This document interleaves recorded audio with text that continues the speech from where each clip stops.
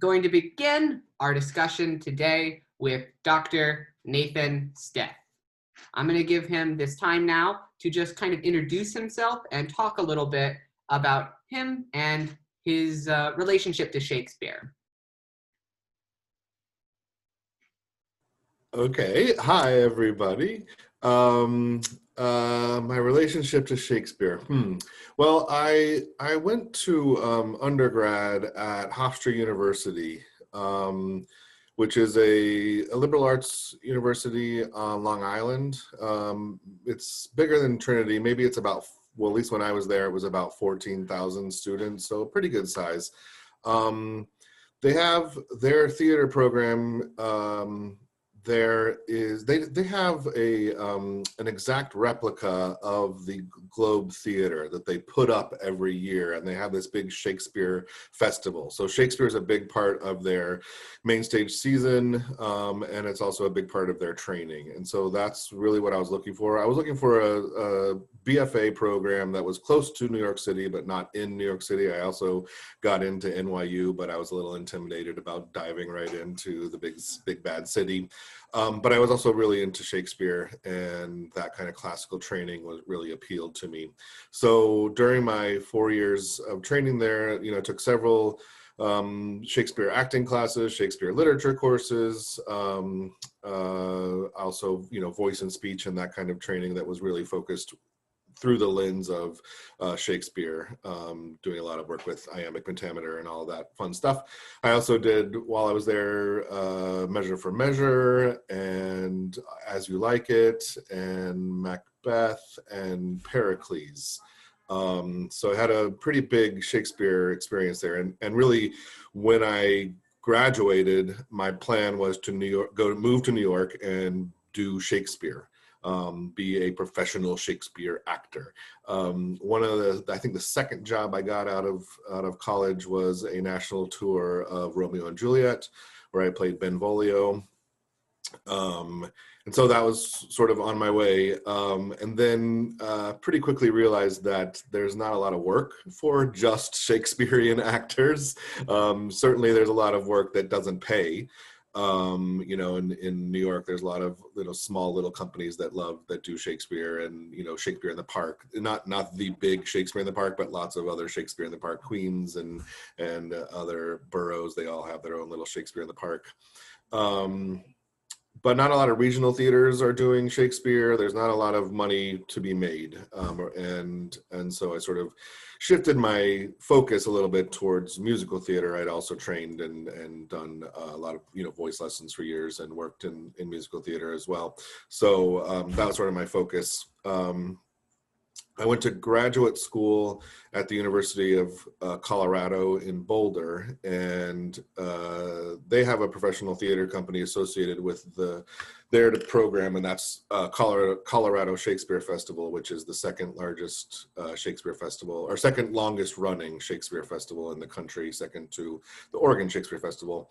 And so they do a whole summer of work there. I spent one summer as a dramaturg, another summer working as an actor, and sort of reignited my passion for Shakespeare. And now here I am in Trinity, and I teach a verse drama class, some of you have taken, where we dig into Shakespeare acting performance that way as well. So I don't know if that answers your questions, but yeah. That certainly answers my question initially. And now I've got a couple more questions to probe your brain a little bit more and get a little bit more out of you. So you talked about going to college, your undergraduate, and doing a lot of Shakespeare there, but was that your first exposure to Shakespeare? And if not, what was? If you can remember. Well, I can't, I mean, I'm sure that I read, Romeo, I do remember reading Romeo and Juliet in like 9th grade English, and we watched the Zeffirelli film version, which mostly I remember as a 9th grader because there's like a nude scene between Romeo and Juliet in there, and it was shocking as a 9th grader to watch that in class. That may have been my first exposure. I don't have any like transformational moments in a theater watching Shakespeare and being like, oh my gosh.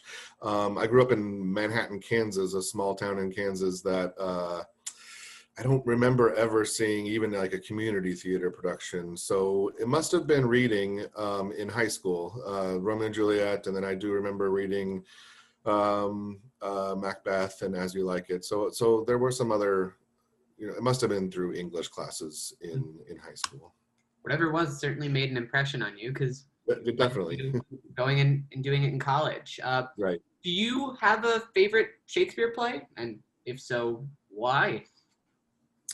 I think Macbeth is my favorite. I played Macduff in college, and I also played Macduff at the Colorado Shakespeare Festival. And if you're familiar with this role, he's eventually, spoiler alert, he's the one who kills Macbeth. But before that, sorry, he is. I guess we can't do Macbeth now in this group because now everybody knows how it ends. Sorry. But before that, Macbeth slaughters his wife and children. And then there's a scene where Macbeth is in England and he finds out about it and he's, distraught, obviously. And it was kind of amazing experience for me to play that role twice, once as like a 20-year-old and once as a 35-year-old with a wife and kids. And, it certainly could connect to some sense of memory of loss and things as a 20-year-old of what it would feel like to have a wife and children who were slaughtered, but then to actually have, and I had two young children, which is what Macduff's children are also very young. And so to have that real, visceral experience of having children and imagining them being taken away along with your wife, that was pretty amazing. I also wrote an essay to get into grad school about Macbeth, about the Scottish play, where I compared the characters in Macbeth with the George W. Bush administration, making parallels between all of the different characters in Macbeth and the members of his administration. It was just kind of a fun connection there to say that, to examine that. So I've thought about that play in particular. Cheney as Lady Macbeth, or did you choose something? Exactly. There it is. Exactly. So I've thought about that play a lot from both an academic perspective and artistic perspective, and so that's what I feel most close to. Wow, that's very interesting. Doing it at two very different points in your life, and like being able to really, you had a family then the second time you did it. Yeah, and the first time I did it in college, we set it in medieval Scotland. So we were all wearing Scottish, kilts and things, and broadsword fighting and all of that. When I did it at the Colorado Shakespeare Festival, it was it was set in 1980s Afghanistan. Oh. And despite the fact that the entire cast was Caucasian, and I guess we just try to move past that, everyone had semi-automatic machine guns, and the big final battle between Macbeth and Macduff started as a pistol fight, where shooting at each other, and then ended up being more of like a wrestling match or a fight match that way, as opposed to a broadsword fight. I don't know how effective that concept was. It was sort of layered on top. There's certainly, sort of tribal warfare happening in 1980s Afghanistan, but it was interesting. So not only, two different times in my life, but two very different conceptual approaches to that play, which were kind of interesting. Could you talk a little bit more about what it's like to do Shakespeare professionally? Sure. There's kind of several different schools of thought about doing Shakespeare for modern audiences.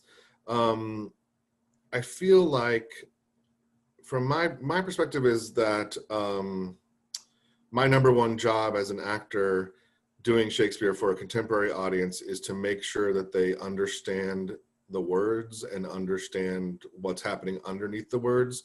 It's so if you don't have a lot of familiarity with Shakespeare, it can be hard to just sort of navigate as an audience member to stay with the story and understand what's happening. Especially some of the plays are extremely complicated, and you don't have the comedies are a little bit easier because you can sort of have that kind of farce or slapstick or physical comedy element added on to the text. But when you're just dealing with a play like Tempest, I think, where the text is so rich and so beautiful and so poetic, but it can sometimes be really hard to stay with it. So I work really hard on making sure that I understand every single word and phrase and meaning behind it, and the interpretation is very clear on my end, so that the audience can understand it as well. There are others who think that the most important part about doing Shakespeare for a modern audience is to make it feel modern in the sort of vocal style. And so a lot of times people will start saying the words "to be" or "not to be." That is the question of whether they're just talking like they're just talking so quickly, because that's how we talk in contemporary culture. Disregarding like some of the iambic pentameter and the rhythm within the line. Yeah, exactly. So that it just feels more natural.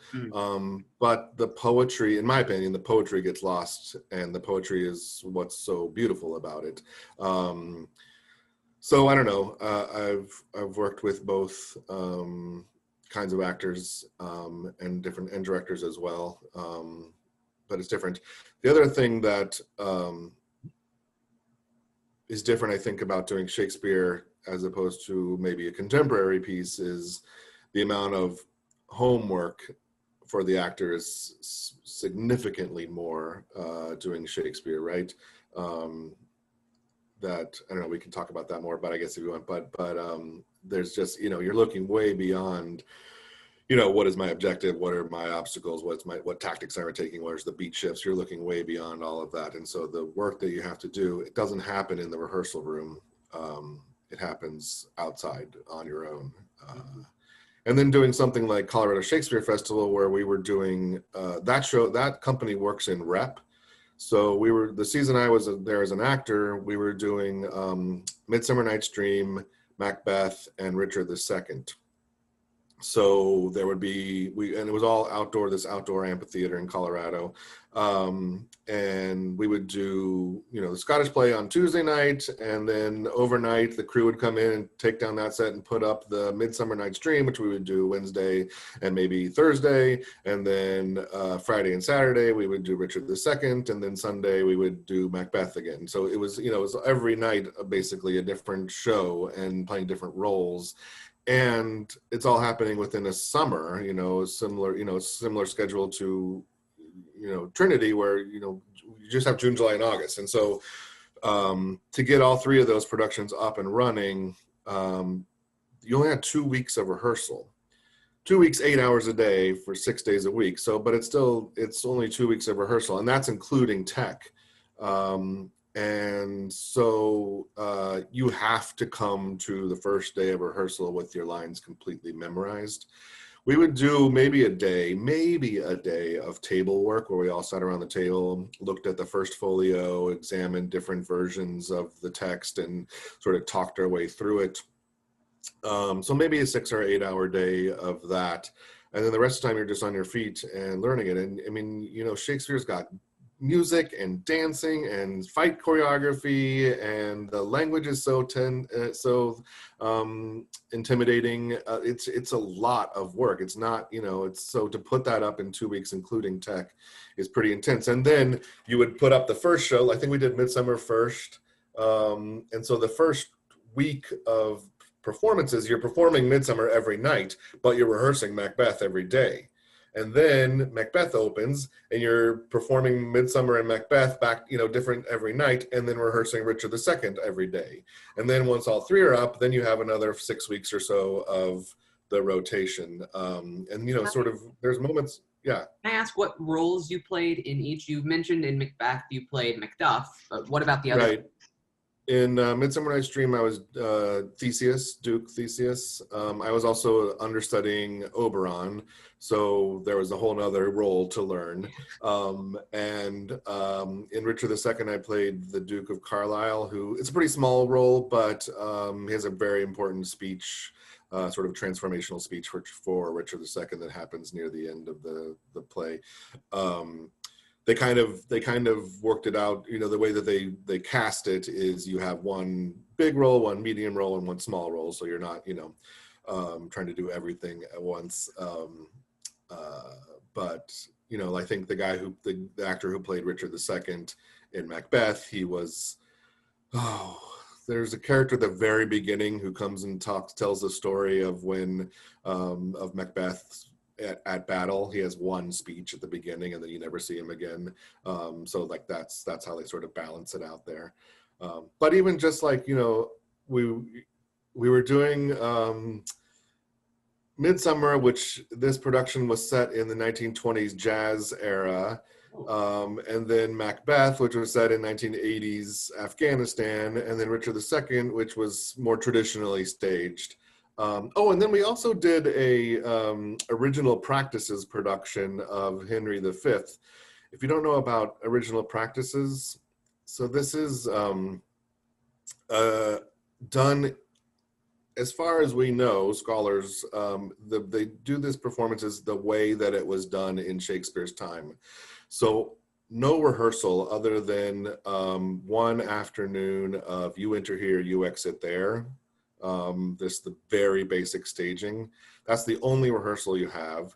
In the fight choreography, it was just, we'll do a parry and this and that and this, and then that's it. And then you have a prompter in a little box at the bottom of the stage who's got the script there. And if you forget your line because you've only had one rehearsal, the prompter will give you the lines.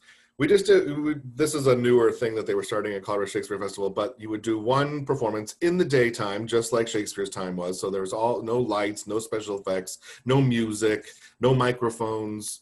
The audience is encouraged to talk and laugh and eat and, engage in the same way that the groundlings did in Shakespeare's Globe.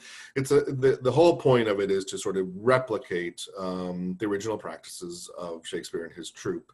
It was fun and incredibly interesting. Scary. It's really scary, especially for an actor who's likes to know everything's figured out before he gets on stage, to suddenly be like, okay, we'll see what happens. And there's like 1,500 paying people in the audience right now. We'll see what happens. So it's scary and fun. Yeah, that sounds incredibly exciting. Yeah. You have a very unique relationship with Shakespeare in that you did so much performance, and now here at Trinity, you teach a class that is specifically on Shakespeare and verse drama. Could you talk a little bit about the difference for you in performing Shakespeare and teaching Shakespeare as you do now? Well, I say this about all of my acting classes, but I think teaching it makes me better at it as a performer. Certainly breaking down every little step and aspect of performance in order to help students understand it and the building blocks, right? Sort of is really helpful to me as an actor to remind myself all the little steps. My approach to teaching it is very similar to my approach to performing it, but it is, and maybe, I don't know, Trace or Sarah Kate, who took my class the last time I taught it, might want to jump in here, but it is, I would say, almost like mathematical. It's extremely analytical, the way that we approach the text and really break it down beat by beat, really exploring the rhythm and the iambic pentameter and trochees and what those trochees mean, and then taking it even further and looking at the alliteration and the assonance of different sounds everything is so specific in choice for Shakespeare. The word choices are so specific and detailed that you can really use it as clues for the actor, right? Why is there all this sound in this speech? What is Shakespeare trying to say about what's happening emotionally or mentally for the character when you have these plosives? And how can you use those plosive sounds to help you create the character? Or, you know, this sort of S, what is happening here? You know, and what's going on. So examining those things in really detailed way. And but then you don't want it to become sort of robotic. To be or not to be, that is the, you know, that's not what you want. And so finding a way to explore all of those choices from the text, and then sort of make them your own, and then imbue them with your own experience and your own attitude and your own emotion and your own interpretation of the character. And so there's really two things happening at once. Really, you know, when you do contemporary realism, you're really just like finding an emotional connection to the character. How can you connect to what's happening for that character? What are the basic objectives for this character in the scene, in the play, and, you know, what's a super objective, and what are the things that I'm doing to pursue those objectives? And then that's kind of it. There's all this other stuff happening with Shakespeare that you have to layer in there, and it's complicated. The assignments that I gave in that class, I think Sarah, Kate, and Chase will tell you, were pretty intense work and really focused. Yeah, Trace, you want to tell us a little bit more? Yeah, I think it was definitely a really big learning experience for me taking Dr. Stith's verse drama class, because you really, when you get your monologue, you start to become kind of like a cartographer. You start making this map on your paper, and you annotate it with different colors, and you really break it down to its kind of base kind of building blocks, kind of like biology with like atoms and stuff. And from that, like, you learn so much more about the character, you know, the emotions. I've never seen, like, oh, besides like reading sheet music, how you can see. I really do think that, like, Shakespeare's writing, that verse drama, is very similar to music. You can kind of see where things get louder and more emotional, where things get soft, just by the way the word choices and the way that, like, the words are chosen. And so it's a really magical experience, and I really enjoy verse drama. Anything to add on to that, Sarah Kate? Yes, I have much to add. No, I'm kidding. Honestly, like, I don't think I realized this when I was taking the class, but verse drama was actually my favorite class I've ever taken at Trinity. And I'm saying that as a senior who's taken, I think, almost all of the acting classes that Trinity offers. Verse drama was by far my favorite. It is a lot of work because, like Stith was saying, like, not only do you have to figure out, like, your character's objective and everything and all that, like, normal acting stuff, but you also just have to understand exactly what each specific word is saying and how all of the words together are working to deliver that objective, and how the words can, like, tell you about each character's, like, mental state at different points in time. And how you have to completely understand every single word that you're saying so you can properly tell the audience and, like, have the audience understand. And I think when I first started that class, I was, like, really scared. I hadn't planned on taking that class. It was kind of like I had rearranged my schedule around, and I was like, oh, well, verse drama sounds interesting. Like, I didn't consider that before, so I just kind of, like, threw myself in there.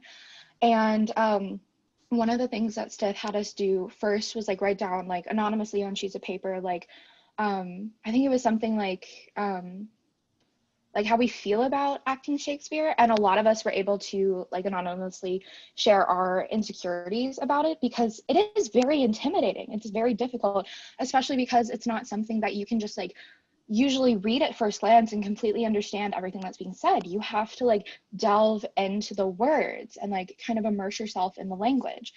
And just being able to like, be vulnerable, like, right off the bat and be like, look, I'm super scared about what I'm going to do, but you know what? I want to do it. I want to learn how to do it, and I'm going to work hard at it. And I love just how Stith taught the class, because he paid special attention to, like, every part of the language, and that allowed us to fully understand the words that we were saying. And so we learned how, which I find this fascinating, how Shakespeare is like, all the Shakespeare plays are written for actors, they're not written to be read.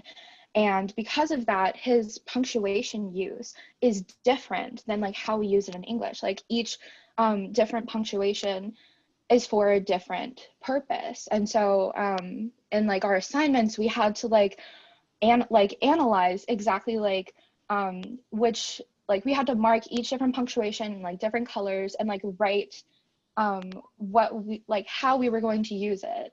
And you don't really think about that a whole lot in like regular acting. Like punctuation, like nobody really thinks about that. And I always found that fascinating. And even though it was like the hardest acting class that I've ever been in, because I wasn't as familiar with these plays, and I had to figure out like how to use the words to help me act, and like how to make people like understand what I'm saying. But it was just such a transformative experience for me as an actor, and I really I grew a lot in that class, and I was able to become like a lot more confident in myself and my acting because of that. So yeah, this isn't the question, but if you haven't taken verse drama and you are given the opportunity, I would advise you to jump at the chance. Even if you don't plan on being an actor, if you're just interested in acting like me, like I'm not planning on being an actor as my career, I just love it so much. Thank you so much. I hate to cut you off, But yeah, you have that was it. But yeah, it's a glowing endorsement for your acting class, Dr. Stith. So seems like you will probably have maybe a couple more members in that class next time you teach it, maybe from this group here. We have time for a couple, like maybe 2 or 3 questions for Dr. Stith, if anybody wants to either type them in the chat or if you just want to jump on and do it. We have about 2 or 3 minutes where we can do that. Does anybody have any questions? I do. Go for it. Dr. Stith, so I've seen a lot of adaptations of Shakespeare in different weird time periods with different costumes. I saw one with Childish Gambino every fight. What was the most interesting one that you have seen? I'm curious to know. Well, it's interesting that you guys are studying The Tempest, because I think that Julie Taymor's film version of The Tempest is really interesting with Helen Mirren as Prospero. What other ones really stand out to me? I don't know. It's tricky, these adaptations, because sometimes it feels like that Afghanistan production really felt like it was just sort of placed on top of it, but didn't really connect all the way through. And so you have to be really careful. The job of the actor is not to question the concept of the director, but just to try to fulfill it, right? So despite the fact that most of the cast, I was kind of like, we're not so sure about this, we all have no choice but to really, give it, commit to it fully. That's our job.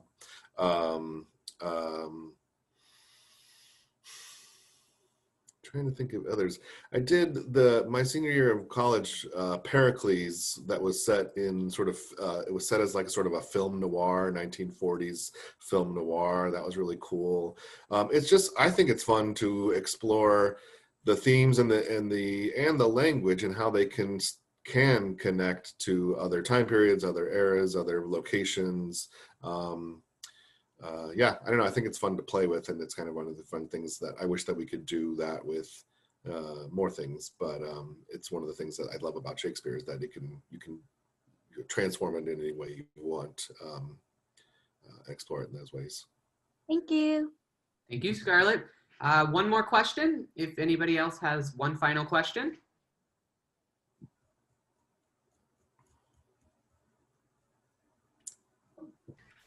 I'll do one more. So I'm just curious, while doing research for The Tempest, this came up. Shakespeare's language specifically, having characters speak in verse or in prose, or in yeah, in verse or in prose, and like the difference between those. I was wondering if you could talk a little bit about that. I mean, yeah, sometimes tell me what you found in your research that was. Yeah, so I didn't go like super in depth into this, but like I know a lot of the times if they're more, I guess, higher status or distinguished characters, they'll speak in verse, and then sort of, I guess, lower status characters will speak in prose, but it gets switched up a lot of the time too.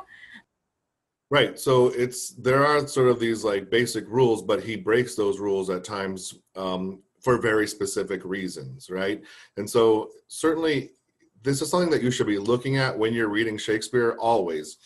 Is this speech or is this bit of dialogue written in prose or in verse? And there's a really easy way to look at it is if it's in prose, it looks like a paragraph. If it's in verse, the first letter of every line is capitalized, right? So if you see that, you can know that it's in verse. And sometimes there are scenes where, it's written in iambic pentameter, 10 syllables, but the first 4 syllables are by one character and the other 6 are by another character. And so those are combining, right? And so some really interesting, it's so fun to play with as an actor. Are those combined lines, or is there 6 syllables of silence before you respond, right? And the way that it's written is so specific and offers clues. And the great thing about Shakespeare is that there's no right or wrong, right? It's your own interpretation. The same thing that Sarah Kate was saying about the punctuation. What is this semicolon doing? Why is it here? Why did he choose that as opposed to a period? And how can you play with that as an actor? And how can you use that as a tool as an actor to understand the character and to convey the character to the audience?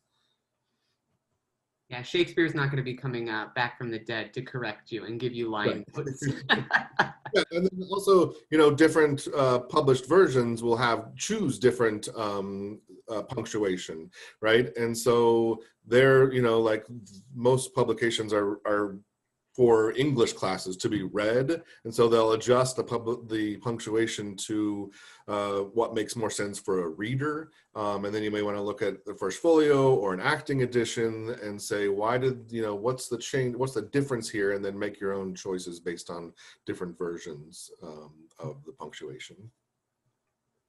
Thank you so much, Raph. And everybody, let's give it up for Dr. Stith for coming here today and talking to us about Shakespeare. Thank you so much for coming. Really appreciate that. Thank you all. Hey, I wanted to just say one really fast thing before I take off. I think it's important in our current moment, and I think that you're going to have other professors come in and address this, but to think about and talk about Shakespeare in this current moment of where he fits in this sort of white supremacist history of our art form, and why we study him as opposed to others in our 9th grade English classes and that kind of thing. But just to think about, to contextualize him a little bit within our current moment, I think is really important to think about.